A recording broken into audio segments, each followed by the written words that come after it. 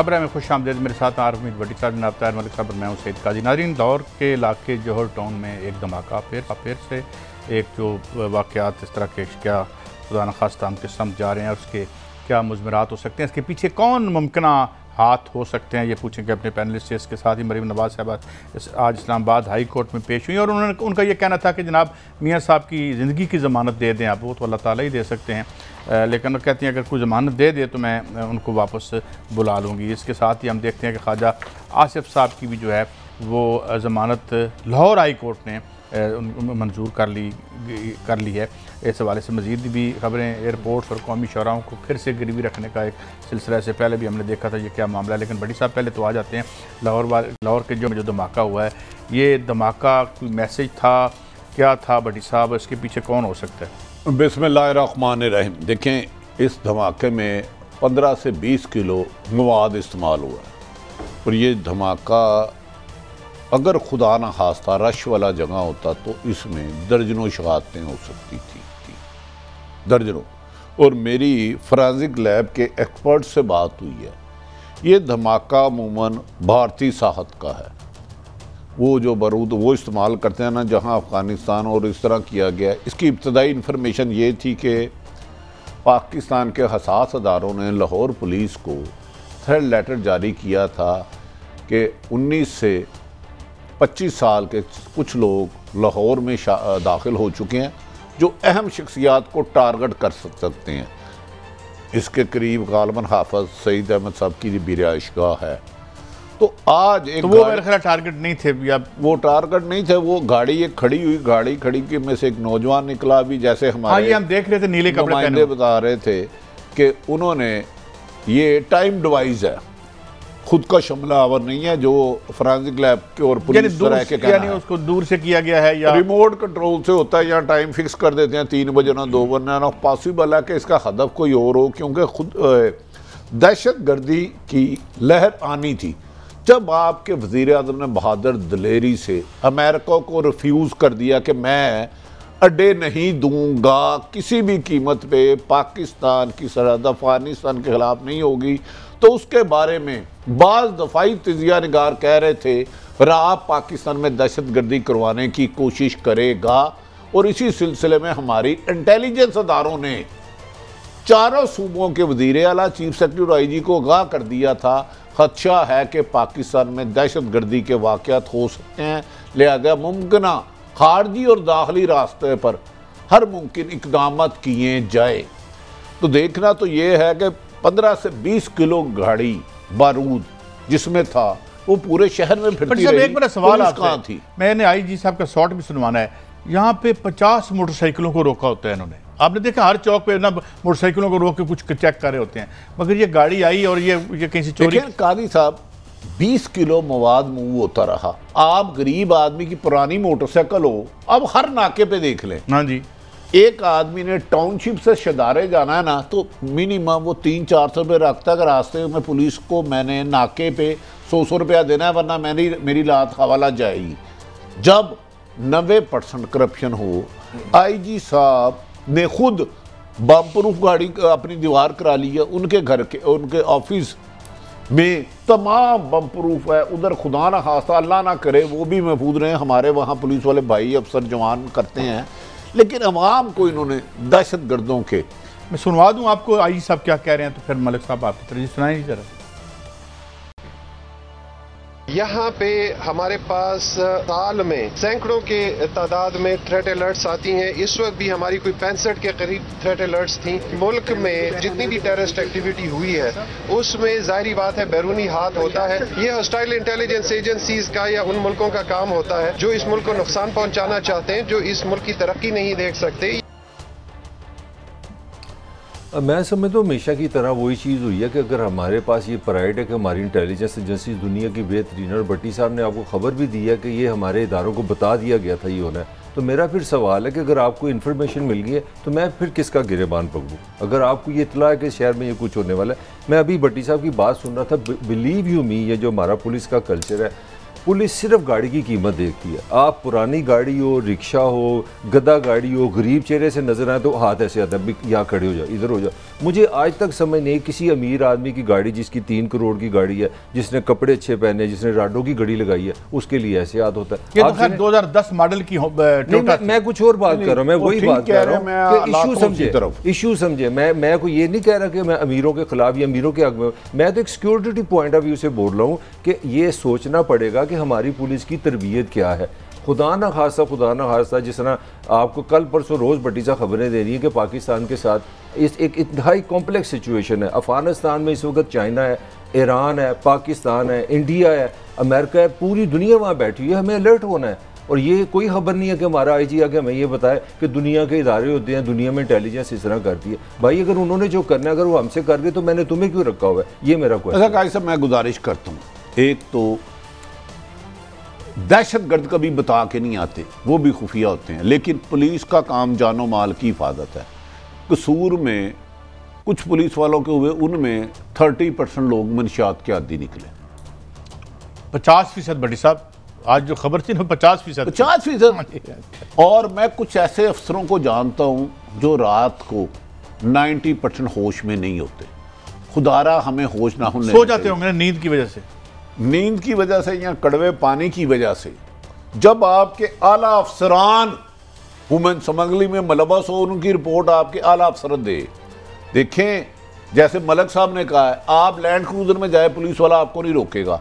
आप पुरानी गाड़ी हो, अंधेरे में नाका लगाया होगा, आपको साइड पे ले जाएंगे। आपकी, मैं अपनी वाकया बताता हूँ, आज से कोई 22-23 साल पहले, काजी साहब, मैं उस वक्त जंग अखबार में था, हमारे तो नाका लगा हुआ था GPO चौक, जैसे कि जंग लग गई है।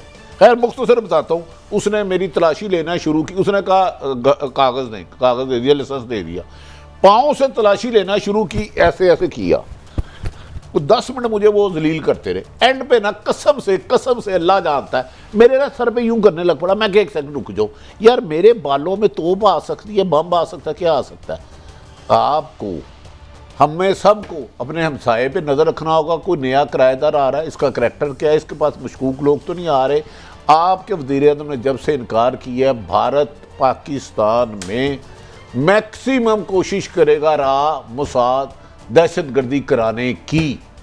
आप याद करें, वो भी वक्त है ज़रबे अज़ब से पहले, रद्दुल फसाद से पहले, अल्लाह माफ़ करे, 4 ब्लास्ट होते थे। तो इसको उस ये बड़े अच्छे बात हुआ है मेरे ख्याल में। आप बहुत अल्लाह का कर, ये रद्दुल फसाद का इसका क्रेडिट फौज को जाता है। उसके लिए वज़ीर सनवाना जो कुर्बानियां दी है ना, वहाँ तो उनके ट्रेनिंग कैंप बने हुए थे दहशतगर्दों के। साहब लाहौर में आए रोज होता था, आपको याद है कितना एक नहीं, मैं यही कह रहा हूँ, पाकिस्तान में 4 ब्लास्ट हुए हैं। लाहौर में एक DAG हमारे अल्लाह जन्मबीन शहीद, एक गुलशन पार्क, अस्पतालों में, बाजारों में कहाँ नहीं हुए। अब हमारी, मेरा ख्याल है काजी साहब, एक बात आप माइंड कर जाएंगे। नहीं बिल्कुल। अब अदारों को चाहिए कि साफियों का पीछा छोड़ दें, सियासतदानों का पीछा छोड़ दें, दहशतगर्दी पे फोकस करें।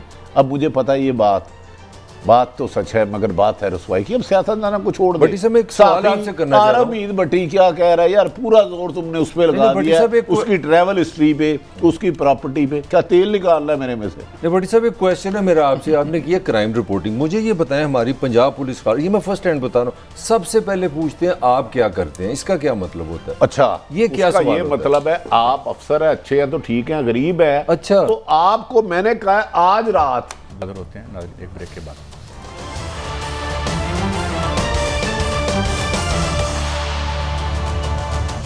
Welcome back. अच्छा भट्टी साहब, ये फरमाएं कि जो आज विज़िट हुआ है जनाब प्राइम मिनिस्टर साहब का ISI के हेड ऑफिस का, वहाँ पे ज़ाहिर है उनके चीफ भी मौजूद थे ISI के, इसकी क्या इम्प्लिकेशंस हैं और आपके पास क्या खबरें हैं कि क्या डिस्कस हुआ? क्योंकि कुछ दिन पहले आपने भी कहा था कि थ्रेट लेवल हाई लेवल पे भी बढ़ गया है बाज़ फैसलों की वजह से। देखें, आप जैसे ही अमेरिका फ़ौज का इनखला होता है अफ़गानिस्तान से, बहुत ज़्यादा चांसेस हैं कि पाकिस्तान में अल्लाह ना करे दहशतगर्दी के वाक़यात में इजाफ़ा होगा। और इसकी हिकमत अमली इंडिया ने बना ली है। आज भी इंडिया के पास जो अमेरिका के कंट्रोल में एरिया है, वहाँ उन्होंने अपने ट्रेनिंग कैंप किए हुए हैं।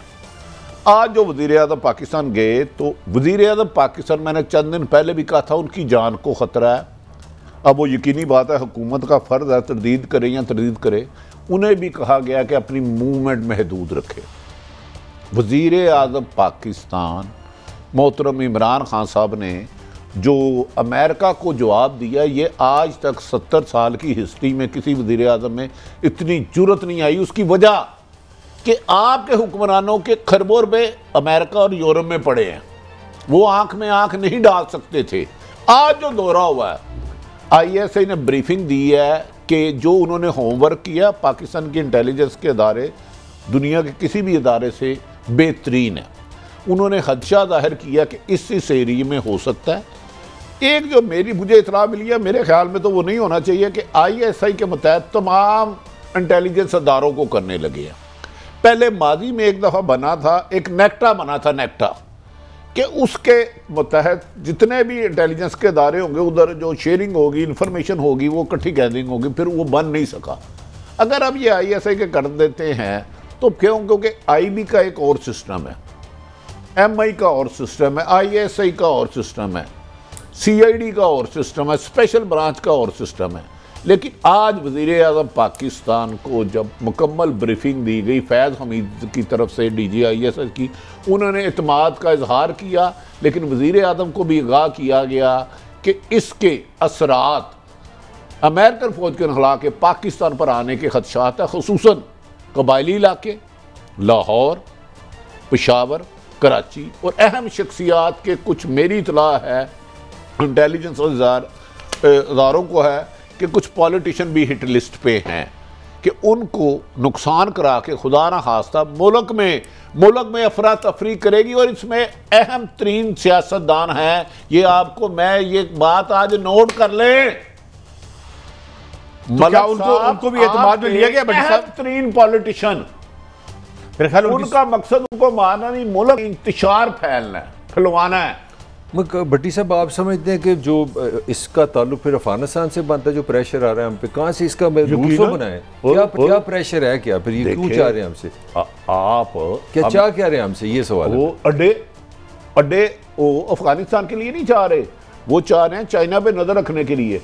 अगर इधर होंगे अड्डे और ड्रोन हमले की देंगे, जिसके वजीर आजम पहले दिन से मुखालफत करते रहे और शुक्र है आज भी कर रहे हैं, उसके लिए ये कोशिश करें। लेकिन उसको काउंटर करने के लिए हमारी इंटेलिजेंस एजेंसी ने, मेरी इतला के मुताबिक, इस पिछले 15 दिनों में 5 ऐसे दहशतगर्द पकड़े हैं कि जो ना पकड़े जाते तो सैकड़ों शहादतें हो सकती थी।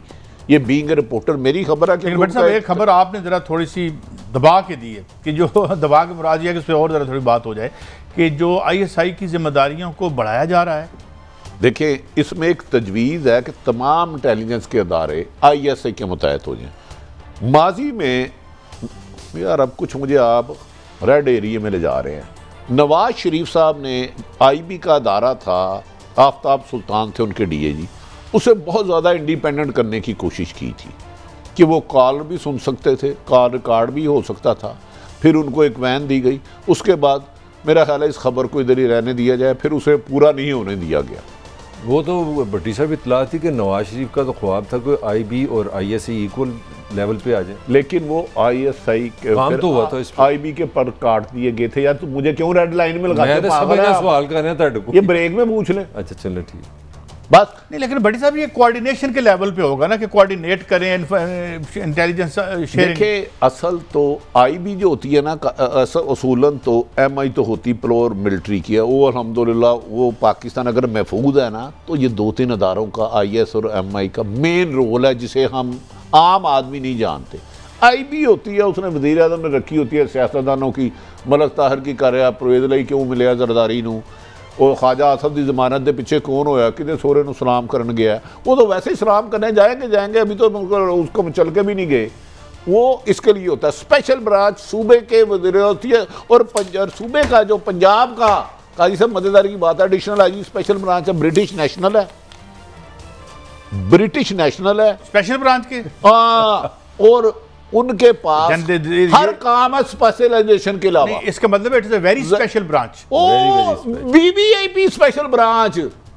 जिसकी आगे गैर मुल्की ब्रांचें खुली हुई हैं। मगर सवाल मैं यार मुझे आप एरिए में रखे तो आज मैं बुनियादी सवाल पे फिर जाऊंगा कि एक तरफ मैं बड़ा मशहूर हूँ, इतने अच्छे मेरे इंटेलिजेंस के इदारे हैं, मैं बड़ा इस पे फख्र करता हूँ, मगर मेरी पुलिस को पता नहीं 22 किलो की गाड़ी में सामान रखे जहाँ घूमता रहे, इनकी तरबियत कौन करेगा, इनमें क्वालिटी कैसे आएगी, ये बड़ा सवाल है। ये भी फौज के वाले कर दें तो कर दो, मैं तो कोई पुलिस में 80% के चैलेंज देता हूँ, पैसे लेकर लगाए जाते हैं। ये देखे ना, इस पे तो पुराने रक्षे पे आज जाए, मोटरसाइकिल पे जाए, मेरे कहने में सर्वे कर ले, अपने बाल खराब कर ले, और सबसे ज्यादा महंगा नाका कौन सा बिकता है?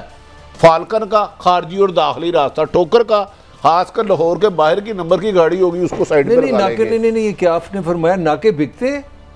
ओ यार मेरे मुंह गलती ने नहीं, मैंने मरवाएगा अंदर भी कराएगा। अच्छा भट्टी साहब, ये जो बाइक्स पर नई फोर्स बनाई है इन्होंने, फाल्कन फोर्स, लूटमार फोर्स, वो आपको डॉल्फिन, ये क्यों लोगों को रोकते हैं और मोटरसाइकिलों को रोका होता है? इनके काम हैं, जितने पैसे हैं इनके मोबाइलों में, आपको बेचारे कोई बच्चा बच्ची जा रहे हैं उनकी फुटेज बना लेते हैं सबसे पहले।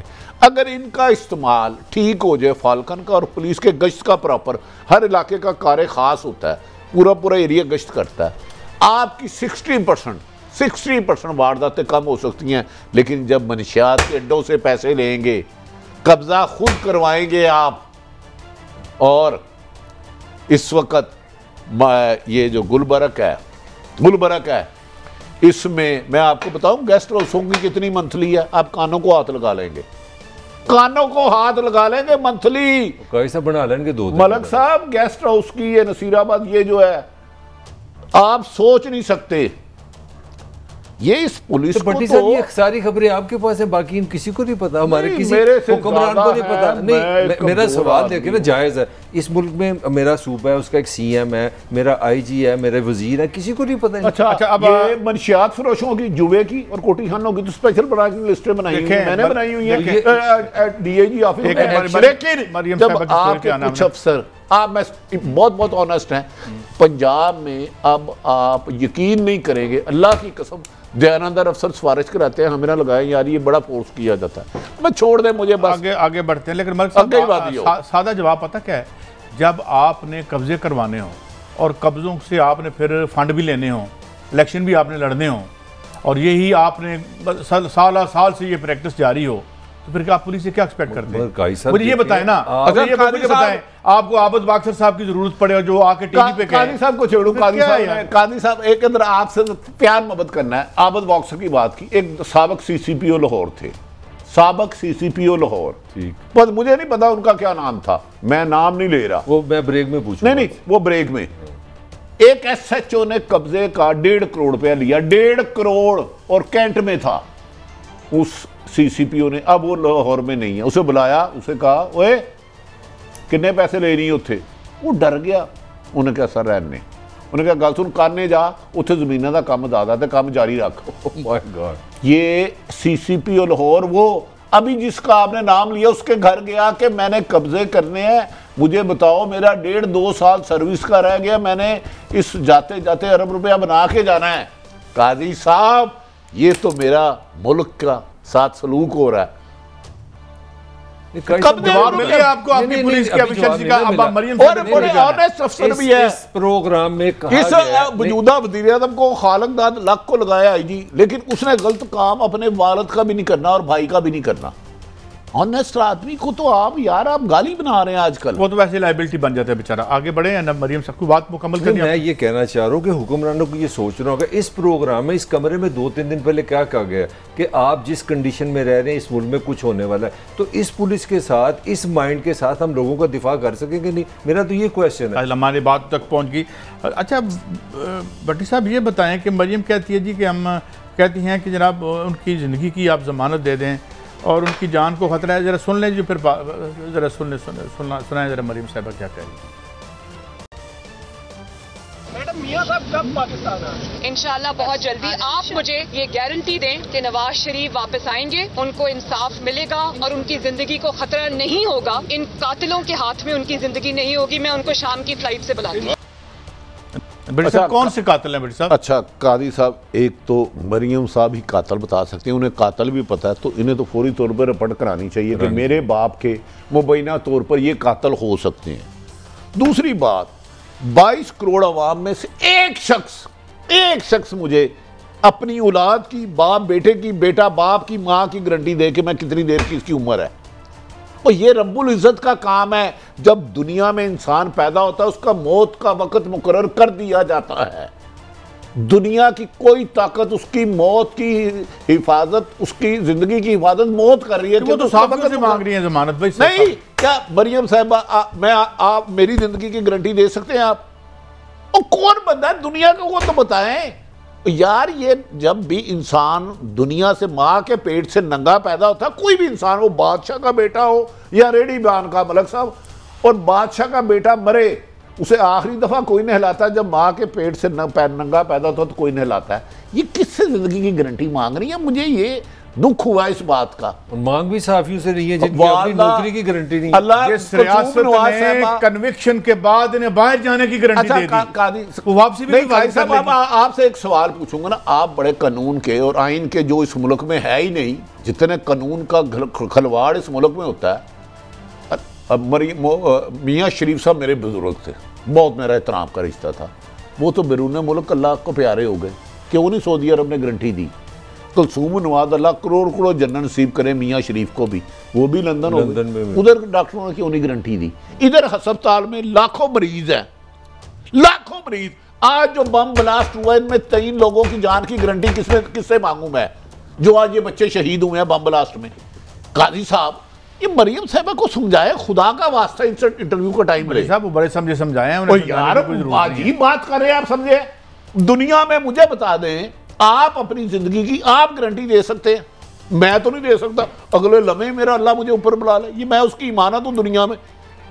काजी साहब कमाल कर रहे हैं। भट्टी साहब, काजी साहब के नजदीक मरियम ने ये बात क्या की है? भट्टी साहब, ये चीज तो आपकी अदालत में गई थी और आपकी अदालत ने हुकूमत से कहा था मैं क्या करूं? मुझे दुनिया का वो जज बता दें जो जिंदगी की गारंटी देता है। मैं अपनी पोजीशन नहीं दे रहा, मैं आपकी मैं उसी जज साहब के सवाल करता हूँ कि मुझे दुनिया में कुल कायनात में कितने अरब लोग हैं, वो कोई एक इंसान बता दे जो दूसरी इंसान की जिंदगी की गारंटी दे सकता सिवाय मेरे अल्लाह की जात पाक के अलावा।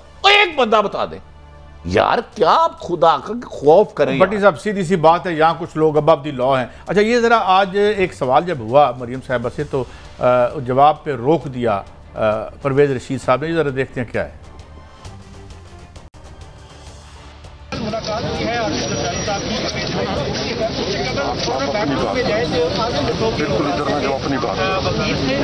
मेरी बात सुने, मीटिंग अगर हो रही है तो आपको क्या इतराज है? मिलने दीजिए, मीटिंग्स चलती रहती है, कोई ऐसी बात नहीं है। आप अपनी बात करें, इसका मतलब ये है कि अभी भी इनके जो अतालीक हैं, अगर कि मैं कह सकता हूँ, तो फिर परवेज़ रशीद साहब ही हैं। मलक साहब से पूछें। क्यों जी? नहीं है, वो तो है, वो तो है। जब तक हुए हम दोस्त जिसके दुश्मन उसका आसमां क्यों हो? मैं मलक साहब चुप रहते हैं। जब तक परवेज़ रशीद साहब मोहतरमा मरियम नवाज के साथ है, उन्होंने बड़ी मुतरक देखें वक्त गुजारा है। उसने गलत है, मैं उनके मौक़िफ़ को, फौज को मुलायम करती है, मैं कुछ नहीं हूँ। लेकिन जब तक परवेज़ रशीद मरियम नवाज साहबा के साथ है, मरियम साहबा को किसी दुश्मन की जरूरत नहीं, वो खासी जगह पुर कर लेते हैं। अब आप ये आपका नुक्ता नज़र है। परवेज़ रशीद का जो नुक्ता नज़र है, वो समझते हैं कि वो एक आइडिया की बात कर रहे हैं। आइडिया ये है कि ये मुल्क अवाम के लिए बना है, ये जमहूरियत के बना है, आइन के मुताबिक चले। किसी सरकारी मुलाजम की ये जरूरत नहीं होनी चाहिए कि वो पाकिस्तान के फैसला करे। इसमें क्या बुराई है? परवेज़ अगर रशीद ये आइडिया जनरेट कर रहा है, मुझे आप दोनों बता दें इसमें क्या? नहीं मलक साहब, ये चाय का कप आप कोई ना, आप ये मुल्क आइन और कानून के मुताबिक बना, किसी का हक नहीं है आइन और कानून तोड़े। बिल्कुल यही है। एक मुजरम को बाहर कैसे बैठा है, वो आ क्यों नहीं रहा? किस आइन के तहत बाहर बैठा? वो सिस्टम को पकड़े ना, आप सिस्टम ले आए। अभी मैं आपने कहा परवेज़ रशीद चाहते हैं, तो परवेज़ रशीद सबसे पहले अपने लीडर को मुतालबा करें, भाई आइन और कानून के मुताबिक आपको जेल में होना चाहिए, आप वहां क्यों हैं? भाई उन पे उनका नुक्ता नज़र है कि ये सिस्टम में इंसाफ ही नहीं। यार आप अपना नुक्ता नज़र देना, आप उनके नुमाइंदे तो नहीं है ना। मैं तो आप मुझे ये बताएं, आइन और किस आइन और कानून के तहत इस पार्टी ने जुबैर साहब को भेजा था चीफ ऑफ आर्मी स्टाफ? कोई कानून नहीं, ये खुद कानून नहीं। फिर मुझे बताएं, वो तो आप how can you defend Parvez Rashid? मैं तो उसका जिस पार्टी के वो मेंबर हैं, वो जाके कहते हैं साढ़े हक की धांधली करो। भाई काजी साहब ये आपका हक है यार, मेरा हक है, इन्होंने की हक है नहीं। मैं उसकी जो सोच है उसकी क्या सोच है? मैं आपको बता दूं मोहम्मद खान डाकू की भी सोच थी, ऐसे मोहम्मद खान डाकू की भी सोच भाई, उसकी मुझे आईन और कानून के तहत बताएं, मुझे आईन और कानून के तहत एहतराम करता हूं। Parvez Rashid has all the right to have his idea, he has all the right to attack high court, supreme court, supreme court पे हमले का मुझे बताएं यार, आप जराइम पेशा लोगों को डिफेंड करते हैं, ये आपका हक है क्या? आपका भी हक है कि जराइम पेशा लोगों को डिफेंड करें। काजी साहब 2 मिनट में बात, सुप्रीम कोर्ट में हमला करने वाले मुझे 2 मिनट बता दे। देखिए, मैं आपकी बात का हर एहतराम करता हूँ, उनका हक है अपनी राय देने का, मुझे उनकी राय से तो मैं सिर्फ ये गुजारिश कर रहा हूँ, वो कह रहे हैं आईन और कानून के मुताबिक गुमरानी चाहिए। एक मुजरम इस वक्त लंदन बैठा है, क्या उनका ये फर्ज नहीं अपने लीडर को कहना आईन और कानून के मुताबिक करना चाहिए? देखिए, अगर आप आईन ही चाहते मैं तो कह रहा हूं, आईन तो मेरे लिए भी वही है जो आपके लिए। बिल्कुल 100% आप सही कह रहे हैं। ये कैसा निज़ाम है उस पे ये नहीं करते, अमीर आदमी को सजा हुई तो आप जिहाद से यार, मैं तो और बात कह रहा हूं कि ये बात ही गलत है। गलत बात क्या है कि परवेज रशीद साहब की पार्टी जाके एस्टैब्लिशमेंट को कहती है हमें पावर में लाओ, और ये कहते हैं Maryam Nawaz for heaven sake यार, काजी साहब मरियम 7 घंटे जाके तरले करते फिर मरियम नवाज लाइन में खड़े होकर वोट देते हैं उनको, और यार कितना असूल केड़ा ज़ाब्ता। मैं पार्टी की बात नहीं कर रहा हूं, परवेज रशीद यार उसी पार्टी को रिप्रेजेंट करते हैं ना, उनकी पार्टी जाके तरले करती है। आपको बताओ, मरियम नवाज से इससे ज्यादा दुश्मनी दुनिया में कोई नहीं कर सकता। परवेज रशीद को उनका एडवाइजर बना लो, जिसके दिल में भट्टी साहब पाकिस्तान के हसास अदारों के बारे में नामुनासिब भट्टी साहब छोड़ दें इस बात, मैं ख्यालात उनका आईन और कानून के अलमबरदार जो है अपने बच्चों समेत सरकारी प्रॉपर्टी में रह रहे हैं और पैसे नहीं देते, उनका बड़ा हक बनता है। आईन की बड़ी तकलीफ है उनको। लुक हु इज टॉकिंग, जिन्होंने किराया नहीं दिया और उनके बच्चे रहते रहे वहां पे, और वो आईन और कानून की बात करते हैं। मलिक साहब तो बड़े बादशाह, वोटर ने बड़े बादशाह आदमी ना भट्टी से, अब ये वोटर की गलती है, वोटर ने फैसला, वोटर की गलती कि वो सेनेटर वोट से बनता है। मैं मेरा सेनेटर वोट से बनता है। आराम से मुझे सुन ले, मेरा ख्याल है कि ये पाकिस्तान के लोगों का हक है कि जब वो वोट डालने जाए वो कहीं यार ये झूठ बोलते हैं, अच्छा खुद ला तोड़ते हैं, ला की बातें करते हैं, उनको वोट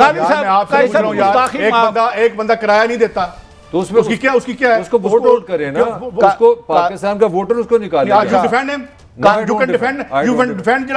सरकार के पैसे खा के आज मलक साहब 2-3 जगह नॉकआउट हो गया। मलक साहब आपकी बात बहुत अच्छी है, आप कहते हैं वोटर का हक है, इंसान एक MNA हो जाता है उसको कत्ल माफ है? नहीं माफ नहीं, वो भी एक डाका मारता है। नहीं, तो फिर इसमें वोटर कहां से आ गया? वो भाई अरबों आपने किए, आपको इलेक्शन लड़ने के लिए आप जाते हैं ना, लेकिन जब कानून तोड़ते हैं तो कानून के दायरे हरकत में आते हैं। सही कह रहे हैं, उसको वोटर के पास क्या जाना? मैं अपना नुक्ता नजर ये आपको बताना चाह रहा हूँ कि सियासी जमातें अच्छी हैं ये गलत है, वो अपना नुक्ता नजर दें, लोगों का काम है लोगों का रिजेक्ट करें, लेकिन अगर वो रिजेक्ट करें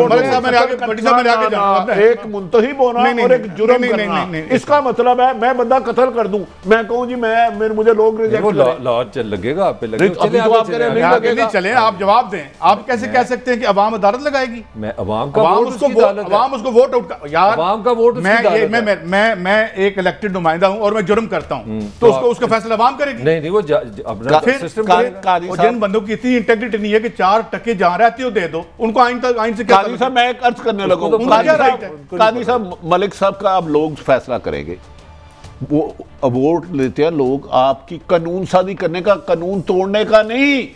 कहीं बता दे इलेक्शन कमीशन लिखा वोट कि काजी को वोट मैं दे रहा हूं, उसका मतलब है जाके असेंबली में हमारे मफादात के लिए, अवाम के लिए कानून साजी करे जिसके समरात पहुंचे। वोट इसलिए नहीं देते कि खजाने पर लूट लो यार, पंजाब 8 साल लो तो पैसा ना दो, कत्ल कर दो।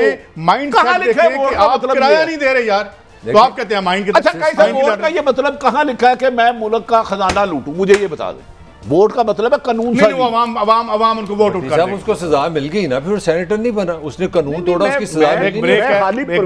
अपने लिए भी ये कानून सजा नहीं मिली, फिर सेनेटर नहीं बना। मैं अपनी बात कर रहा हूं कि वोट का मतलब यार एक ब्रेक है, जुर्म करने की इजाजत एक ब्रेक है। ये बात आपके कैरेक्टर पर रिफ्लेक्ट करती है। मैं कैसे कहूं कि आप जाके हमारे लिए कानून बनाएंगे? आप छोटा सा कानून अपने ऊपर तो लागू कर नहीं सकते। सो एक ब्रेक के बाद दोबारा हाजिर होते हैं और जनाब ख्वाजा आसिफ साहब की भी जमानत होगी जिनका हलाल अकामा है। एक ब्रेक के बाद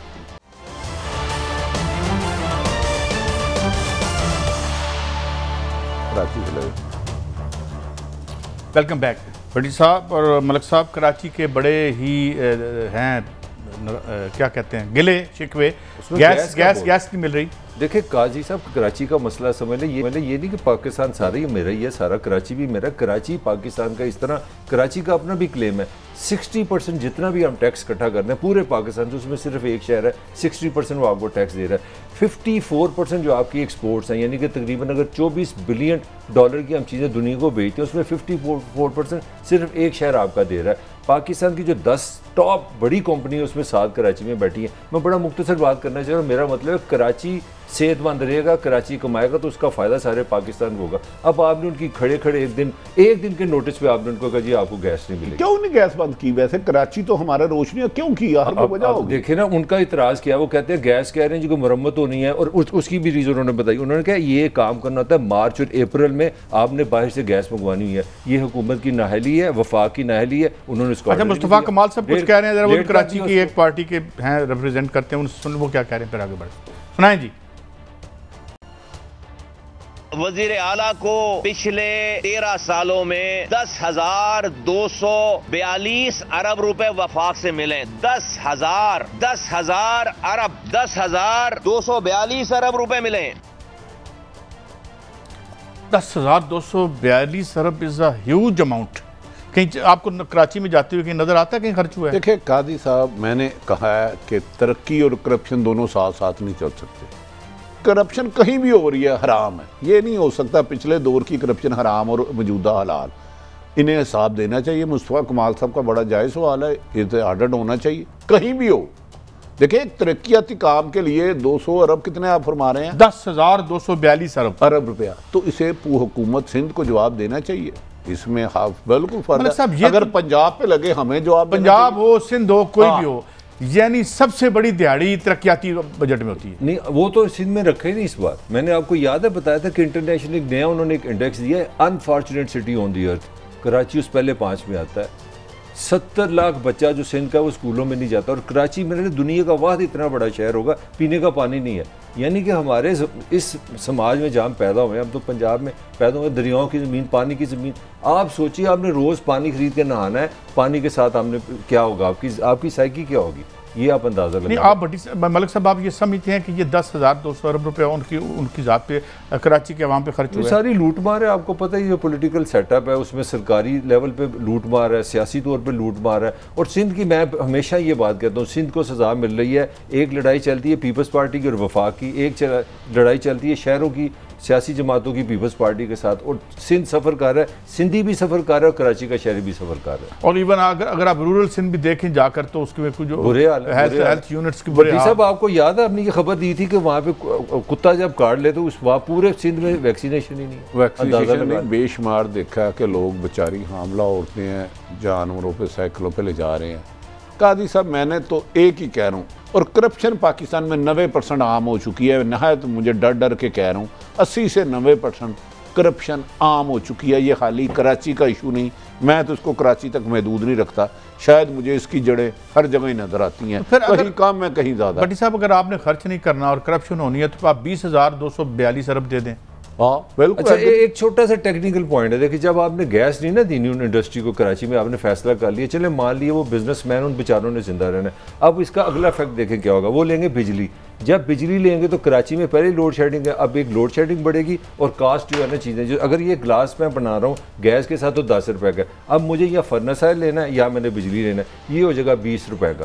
तो इस मुल्क में जो फ्यूचर बन रहा है वो बन रहा है गैस का किल्लत, बिजली की लोड शेडिंग और महंगाई, तीनों। लेकिन जो बिजली की है उससे इसलिए तो फिर मेरा ख्याल है जरदारी साहब को खराज तहसीन पेश करना चाहिए 1994 के मुआहदों के हवाले से। हाँ उनको देना चाहिए, वो इसीलिए लोग आ गए उनको मेरे लिए। अब जाके मिलके सर 1994 के मुआहदों का साहब प्रॉब्लम ये है कि यहाँ करप्शन खरबों के इल्जामत लगते हैं, इंकशाफत होते हैं, लेकिन ना सजा मिलती है ना रिकवरी होती है।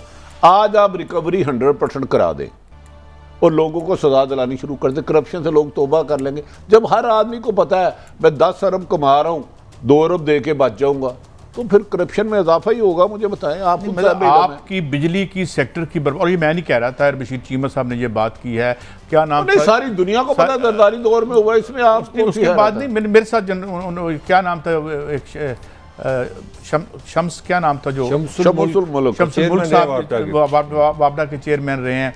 इसके अलावा डॉक्टर मुनीर कमाल हैं, उनका एक ब्लॉग छपा था और उसको कोट किया था फाइनेंशियल टाइम्स ने।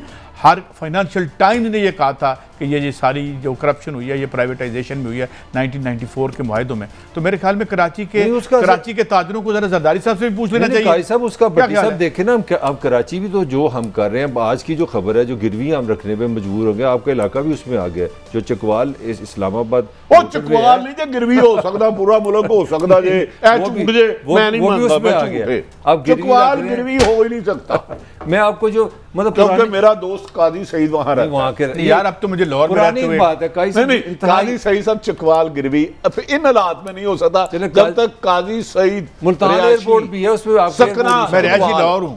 नहीं अच्छा, एक छोटी सी बात मैं करना चाह रहा हूं, जो हम जिस तरफ जा रहे हैं ये ना इमरान खान का मसला है, ना पंजाब का, ना कराची, ये पाकिस्तान का मसला है। जिस तरह हम ये 1800 अरब लेना, हमने 1800 अरब कर्जे के लिए अब हम ये चीजें गिरवी दे रहे हैं, वो हम उस बहस में नहीं जाते कि नवाज शरीफ अच्छा था बुरा था।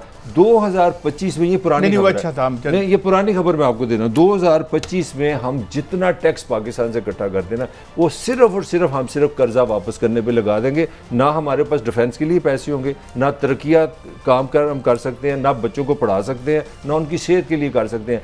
2 साल के बाद आपके पास 1 रुपया नहीं होगा। लेकिन ये स्टोरी आपकी एक्सक्लूसिव नहीं है। नहीं, मैं पुरानी बात कर रहा हूं। मैं अर्ज करता हूं, ये स्टोरी जो है कितने कर्जे लेने यार 10 दफा हो चुकी है, लेकिन कर्जे क्यों लेने पड़ रहे हैं? सुन लेना, ये स्टोरी जो है इससे पहले मिफ्ता इस्माइल साहब ब्रेक कर चुके हैं।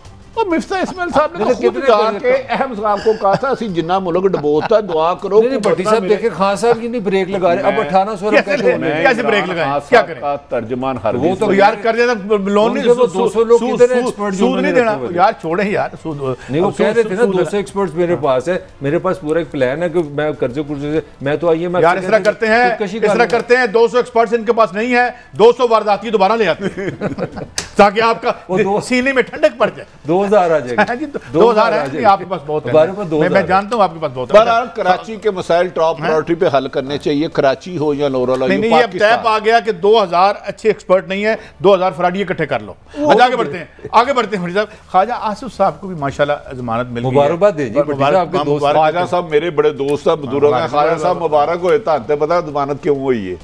बुजुर्गों को जाके क्यों सलाम, ये मैं ब्रेक में पूछूंगा, भी पूछ लो आप। ये देखें, ख्वाजा साहब को अब कह दिया गया था। ख्वाजा साहब की गिरफ्तारी भी बड़ी तखीर से हुई। इमरान खान साहब छोड़ दे, कुछ लोग चाहते थे जल्दी हो, लेकिन ख्वाजा साहब ने अब काफ़ी कैद का मेरा ख्याल है। लेकिन काजी साहब मैं वही कर्ज करने लगूँ, नैब भी जब तक मुल्ज़िम साबित नहीं होता 2-2 साल कैद रखो और आपका जुर्म साबित ना हो, तो ये भी जुल्म नहीं है? तो पर भट्टी साहब चौधरी शुजात हुसैन का कहना ठीक था, फिर ये लॉन्ड्री है? बिल्कुल नहीं। मुझे बताएं, इमरान खान साहब की हुकूमत 20 साल हो रहती है, हमें इससे गर्दनी ना हुकूमत बनाना गिराना, 23 तक 5 साल हो रहा जाए। आप इनको किसी को सजाएं नहीं देते, ना शरीफ फैमिली या जरदारी। कल को ये लोग नहीं कहेंगे इमरान खान ने पूरा जोर लगाया, देखो हमारे ऊपर एक जुर्म भी साबित नहीं हुआ, हो गया क्या है बताएं, लोग कहेंगे कि नहीं कहेंगे? कोई रेफरेंस नहीं अब दायर कर सके अभी तक। ये ईमानदारी से बताए, हुकूमत खान साहब की खत्म हो जाती है 5 साल, चलो अगले 5 साल 10 साल जो मर्जी आए। तो ये लोग जो अरबों खरबों की करप्शन है, और ये खुद पीपल्स पार्टी नून और नून पीपल्स पार्टी पे सिरे महल का इल्जाम नून ने पीपल्स पार्टी पे लगाया था, मेफ्लेट 2015 में हुआ था। तो ये लोगों को अब डायरेक्टली कराना चाह रहे हैं। आप फिर ये मान लेना कि आपके एहतसाब का निज़ाम कंप्रोमाइज्ड है, सारा कुछ ही कंप्रोमाइज है, खाली एहतसाब का थोड़ा कौन सा निजाम ठीक है? तो यही है ना, कंप्रोमाइज्ड है। आप मुझे बता देना, हम किसी बंदे से ये नहीं पूछ सकते कि आप डबल जॉबर हैं, आप डबल जॉब कर रहे हैं, और आप ऐसे वक्त में डबल जॉब कर रहे हैं जब आप वजीर दिफा हैं। और look at what a country, माशाल्लाह यार, मैं I love my country by the way. लेकिन आप वजीर दिफा हैं और एक पुरस्कार जगह से, जिसके बारे में मुझे नहीं पता, इस मुल्क के टैक्स पेयर को नहीं पता, इस मुल्क के आम आदमी को भी नहीं पता कि तनख्वाह कितों आ रही है और किस खिदमत के बदले। पाकिस्तान हमारा भी मकसद है, फखर है, हम पाकिस्तानी अल्हम्दुलिल्लाह। लेकिन करप्शन जिसने करनी है और जिसके पीछे रूट्स हैं, पाकिस्तान से बेहतर दुनिया में कोई मुल्क नहीं है। करप्ट माफिया के लिए, डाकू चोरों के लिए इंसाफ मांगना जुर्म है, बड़ी इंसाफ का मुतालबा जुर्म है, इंसाफ छीनना और खरीदना। जल्दी करें, क्लोजिंग। मेरा बड़ा पर्सनल सवाल है, आपने बड़ा करप्शन के खिलाफ बात की, जब आप देख रहे हैं मसला नहीं तो आपको क्या फील होता है? मेरे ख्याल में नहीं होगा, क्योंकि 80% करप्शन हमारी बस क्लोजिंग है। करप्शन तो हम सब, मगर लगता है कि करप्शन सिर्फ एक पॉइंट स्कोरिंग के लिए इस्तेमाल होती है। इस पर कोई किसी को यहाँ शायद सीरियस ही नहीं है सजा देने के हवाले से। बहरहाल ये एक राय है, गलत हो सकती है। कल फिर मिलेंगे। इजाज़त, अल्लाह हाफिज़।